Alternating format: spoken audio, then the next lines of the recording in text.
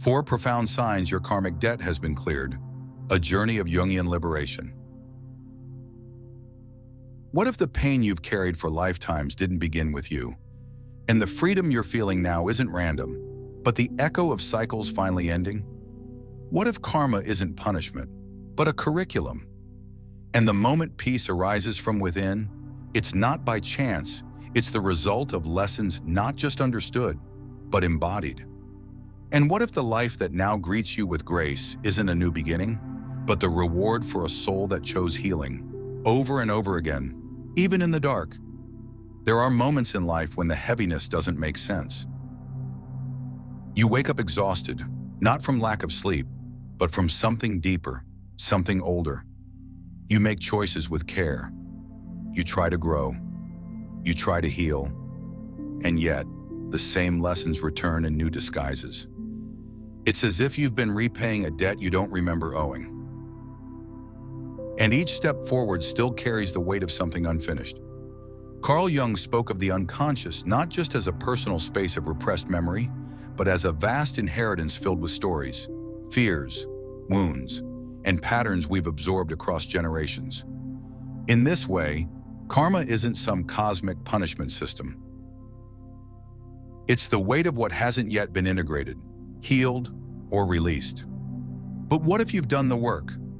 What if the patterns are breaking and something lighter is finally arriving? In this video, we'll explore 4 powerful signs that your karmic debt has been cleared, not just in some abstract sense, but in your body, your relationships, and your inner world.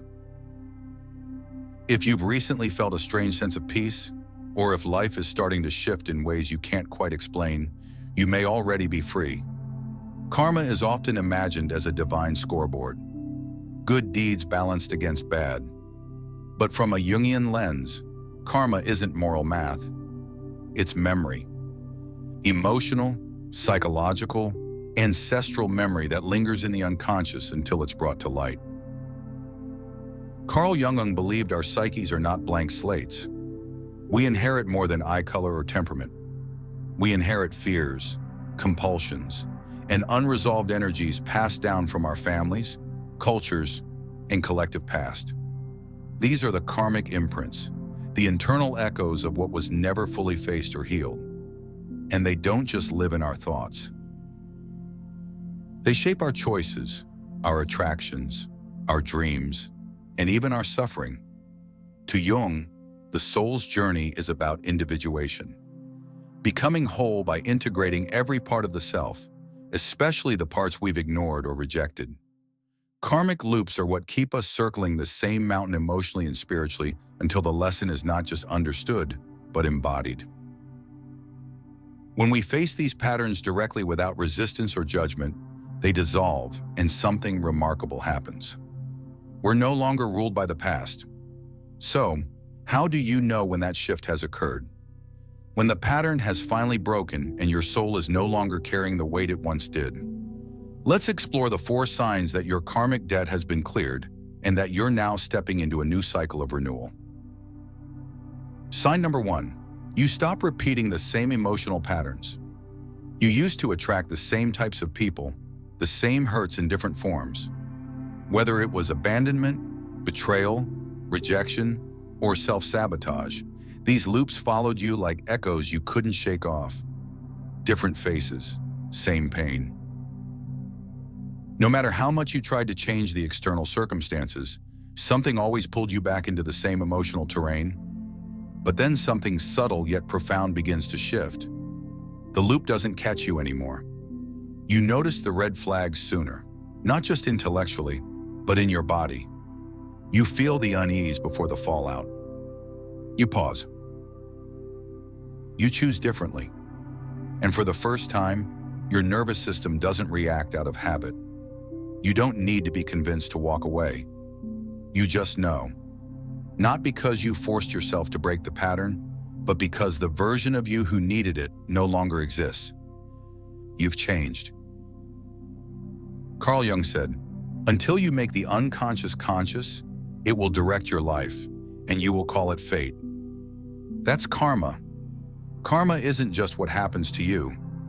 It's how your unconscious patterns keep playing out until they're seen, understood, and healed.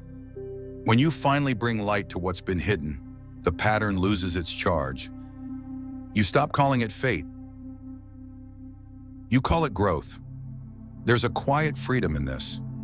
You may feel moments of grief, not for the pain itself, but for how long you stayed in it. But there's also grace. You might find yourself forgiving people you never thought you could. That doesn't mean you excuse them. It just means you've stopped letting them write your story. The past stops being something you live from and starts being something you've lived through. This is the first sign your karmic debt is clearing. You no longer resonate with what once trapped you. The story that once defined your emotional world becomes a memory, not a magnet. And you don't need to keep rereading the same chapter to prove you've learned. You've embodied the lesson. You're living the answer. Sign number 2, you feel a deep peace that isn't dependent on circumstance. After you've broken the cycle, when you're no longer tangled in emotional patterns that once ruled you, something unexpected happens. Not in a dramatic way, but quietly, like a breath you didn't realize you were holding finally being released. You sit with yourself in the quiet, maybe sipping tea, maybe watching the sky turn colors, and it dawns on you. You're not anxious. You're not waiting for the next emotional earthquake. You're not scanning the room for what could go wrong.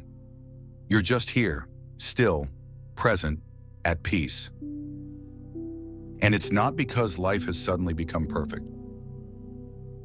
It hasn't, but your relationship to it has. Carl Jung believed that the soul doesn't crave perfection. It craves wholeness. And wholeness doesn't mean everything's in place. It means nothing is being pushed away. When karmic debt is still playing out in your psyche, you're in a constant tug-of-war with yourself. Caught between guilt and defense, fear and grasping, the unconscious keeps stirring the waters, keeping you alert, hyper-aware, restless. But when the karmic energy finally completes its cycle, when the lesson is truly embodied, the soul begins to settle. It's like a lake after a long storm. Everything slowly comes back into focus. This peace isn't the absence of sadness or frustration. You still feel, you still face challenges, but there's no inner chaos fueling them. You don't interpret hard times as punishment. You don't make suffering your identity. You don't ask, what did I do wrong to deserve this? You simply meet life as it is, without the need to defend or explain yourself. That's how you know something fundamental has shifted. And perhaps most tellingly, this peace doesn't need to be performed. You're not trying to convince anyone you're okay. You just are. There's a trust inside you now, quiet but strong. A trust that whatever happens, you will remain intact. That you are no longer orbiting around a wound. That your center is finally clear. This stillness, that deep, unshakable presence beneath the noise of daily life, is the second sign your karmic debt has been cleared. It's not loud, but it's unmistakable. It's the soul finally exhaling. Sign number 3, you start receiving without struggle. Once inner peace begins to settle, the kind that isn't dependent on control or outcome, life starts to meet you differently. After years of fighting, overwork, overgiving, and trying to prove your worth, you begin to notice something shift. Things arrive more easily. Not because you've stopped putting in effort, but because the resistance is gone. You're no longer pushing against the current. You're allowing it to carry you. Where love once felt like something to earn, now it simply shows up. Where opportunities once seemed locked behind invisible walls, they begin to unfold. The same world, but now you're open to receiving. Carl Jung often spoke about how the unconscious is not just a personal vault. It's the architect of our outer experience. When unresolved karma lives in that unconscious space, it can act like a filter, distorting your sense of worth, safety, and possibility. You may have blocked your own abundance without realizing it. Not because you didn't want it, but because some part of you believed you didn't deserve it. Guilt, shame, ancestral imprints, they all create psychic resistance. But when those karmic patterns resolve, when the lesson is integrated and the story no longer defines you, something in your energy changes. You stop attracting situations that echo old wounds. And more importantly, you stop choosing them. This isn't about magical thinking. You still show up. You still work, but the struggle no longer defines the journey. You stop needing to overgive to be loved. You stop chasing what doesn't see you. And without even realizing it at first, you begin to receive, not as a reward for suffering, but as a natural rhythm of an unburdened soul. Things come and you don't flinch. People love you and you don't question why. You accept the goodness not with suspicion, but with quiet gratitude. This is the third sign. Life begins to reflect your inner transformation. Grace finds its way to you. And for the first time, you don't push it away. You don't brace for its exit. You let it stay because something inside you finally believes it's safe to receive. Not because you fought for it, but because you became the version of yourself who no longer needs to. Sign number 4, you feel pulled toward purpose, not survival. After receiving with ease, after the struggle softens and life begins to feel less like a battlefield, you start to notice a different kind of hunger. It's no longer about fixing, chasing, or protecting. You're not simply trying to survive anymore. That anxious grip on life loosens. Instead, something gentler begins to call you.